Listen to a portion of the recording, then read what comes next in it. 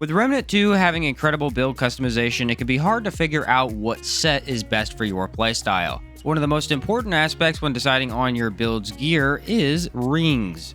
You can equip 4 at any given time, which makes you think hard about whether you want to go all out on damage or get some survivability instead. That being said, what are the best rings? Which one should you be looking at when you decide to change things up? I come to you with this video to explain just how good the top 10 rings are in Remnant 2. Also, be sure to use the favorite feature on these 10 once you get them, so they'll always show up at the top of your many ring choices. Starting at number 10, we have the Burden of the Gambler. The elusive Cask can sell this from time to time, and it's got a lot of utility. Wearing it disables weak spots altogether. However, your crit chance is increased by 10% and crit damage is upped by 20%. Now, this can be used with many different builds to grant near 100% crit chance and much more damage when doing so. I myself have used it on a few gun builds to spray and pray, as a couple boss fights hide their weak spots anyway. That being said, try not to use this ring with gun-based builds. Weak spots are so powerful that it's better to just sacrifice a bit of crit chance for weak spot crit, the big red numbers that are higher than anything else you're gonna get. Instead, use it with mod-based builds. Explosions can indeed hit crit, and when paired with this, they can deal some massive damage. Like I said, you can use it with guns, and I've done so myself, but be aware it is much better set up to boost mods instead. For number 9, we have Fei Rin's Sigil. This item can be earned by telling Fei Rin that you defeated Fei Lin. The names can be a bit trippy, I know. This little guy makes it so any weak spot or crit damage generates 10% additional mod power, so red and yellow numbers greatly increase your mod regeneration. With certain guns, you can loop this to have infinite mod power, as some mods will be fully recharged by the time they run out. I find this particularly useful at keeping non-elemental mods active more often. You don't really need it when running Archon, but in a way, Fei Rin's Sigil acts as if you have on the Archon class even when you don't. Mods are extremely important, as some of them can protect from damage or simply increase your overall damage. Use this ring to keep your most powerful attacks active as much as possible. At number 8, we have Vestige of Power. Found on Yeisha, this guy is a very easy buff to maintain. After 7 seconds of not being damaged, you gain 10% increased ranged and melee damage. Not that great for melee builds, as a lot of them are going to simply tank hits, but for ranged builds it's quite powerful. Often in high damage builds you'll get destroyed if you take any damage at all, and this forces you to avoid hits altogether anyway, so you might as well get some extra damage from your perfect gameplay. In lower difficulties where you can take a bit of damage here and there, it's not as great, and for medic users who want to be immune to everything, definitely do not use this. But some rings have situational buffs where you can get more damage, like must get a kill first or something. Vestige of Power requires only that you don't die, and 10% range damage is nothing to scoff at. Number 7 is the Ring of Flawed Beauty. This actually stands as one of the most powerful rings in the game when used correctly. Unfortunately, it has a major drawback that must be considered when selecting it. All ranged weak spot damage is increased by 25%. However, ranged damage that is not a weak spot is reduced by 15%. When you can easily hit weak spots or the vulnerable part of an enemy, this is the most OP ring, granting a massive boost to damage and greatly increasing your red numbers. Sadly, this is only for ranged damage, which means melee and mods do not get the effect. On top of this, you are penalized for not hitting those weak spots. And Remnant 2 is distinct for making it very difficult to hit weak spots at times. Against the final boss, this is a very good ring, as he has a huge weak spot, that being his massive head. But a lot of boss fights were designed for you to either have trouble hitting these or not be able to hit them at all. This makes the Ring of Flawed Beauty more selective depending on the boss. So while it is extremely powerful, you won't want to run it all the time. Oh, and this is another item from Cass, who seems to have most of the better rings, annoyingly enough. Number 6 is the Ring of Omens. Found in the Cathedral of Omens during a blood moon on Yeisha, this is one of the more unique rings in the game. By itself, it will make evades cost health instead of stamina, converting a percentage into gray health. With some health regen, this is already extremely valuable as you gain infinite dodging. Running out of stamina because you messed up and hit evade too many times can mean death, and it's a frustrating way to go. Ring of Omens lets you be more free with your impatient self. But the other hidden feature of this ring is that when it's worn with a couple of amulets, you have a shade step instead of a regular dodge. Equip any of the amulets on screen now, and the ring will give you a shady short-range teleport. This does not account for weight, letting you wear the most tanky armor without flop dodging. Yes, it's a cool effect and very fun to have, but it's also more than that. You have much more leeway in combat and don't need to try as hard to dodge perfectly.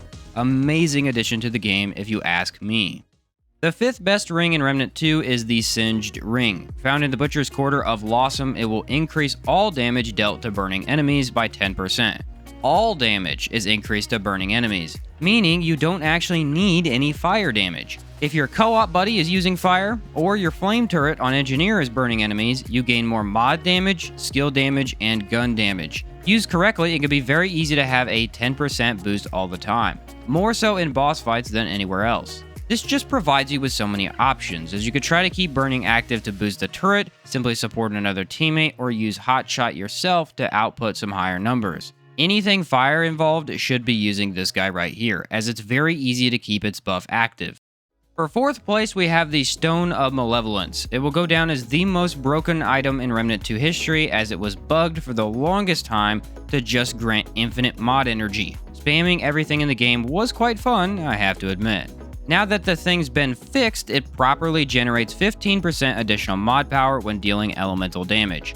While not regenning your mods in 1 second like before, it still increases their uses by a lot. In fact, on mods that already come back quickly, this makes them more used than your guns. Now, this gets even crazier when paired with explosive abilities. There's an amulet that makes all explosions deal a little bit of fire damage. It's the best for AoE based builds and will activate this ring constantly, thus allowing you to get so much more damage out in less time. Also, seeing as damage over time from elements is extremely useful on tougher bosses, this is always a good option to select from.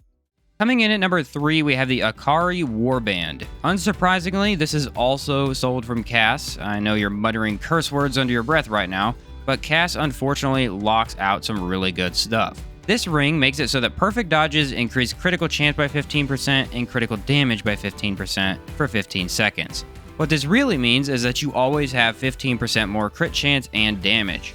In boss fights, you'll always be dodging to avoid dying, and the perfect dodge is really lenient. As long as you don't get hit, you almost always get the perk.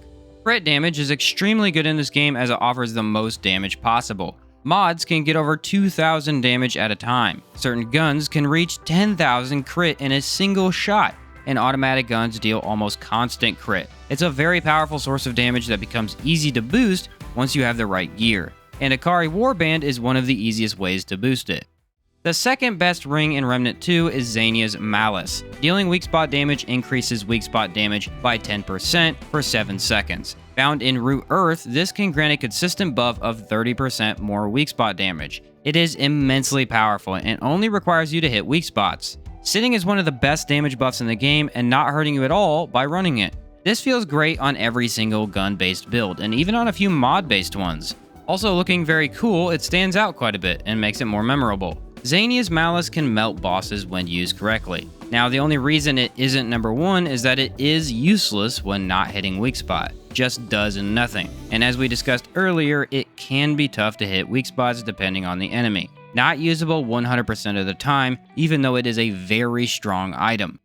Now for the single most powerful ring in Remnant 2, Probability Cord. Found on Root Earth, it increases all crit damage by 30%. A massive buff to crit and with absolutely no downside. As most damage can crit, this is an instant buff always active and with no drawbacks. If you happen to get high crit chance, you'll be putting out some insane damage. And even when not guaranteed, the occasional crit will still be like a nuke going off. This is an item I find myself using in a lot of builds. There really isn't another buff quite like it. For Apocalypse, this is the item I think about adding first, and when used to hit weak spot crit, you can obliterate everything, cutting massive chunks of health from bosses at any time. Now, damage isn't all that matters in this game, as survivability is important and utility needs some attention as well. But Probability Cord can work for almost any type of build. Seriously, try to fit this in your builds if at all possible and watch the yellow numbers rise. And there you have the top 10 rings in Remnant 2. These are items I find myself using often and most work in many different build types. Also, none of these are hardcore rings, so you can get them on any run of the game. Some of you may already have a set of rings you cycle through constantly, but if not, these are some excellent options to keep in mind. Also, do remember that just because these are objectively the 10 best rings in the game, does not mean you have to use them. Depending on the gun, depending on the armor, and depending on many other factors, other options may be better. Specifically, gray health and shield-based items. They're not nearly as versatile, but with the right setup do offer excellent gameplay. Hopefully you learned something from this video, and if you did, a like would be awesome. Thanks for watching, and I'll catch you next time.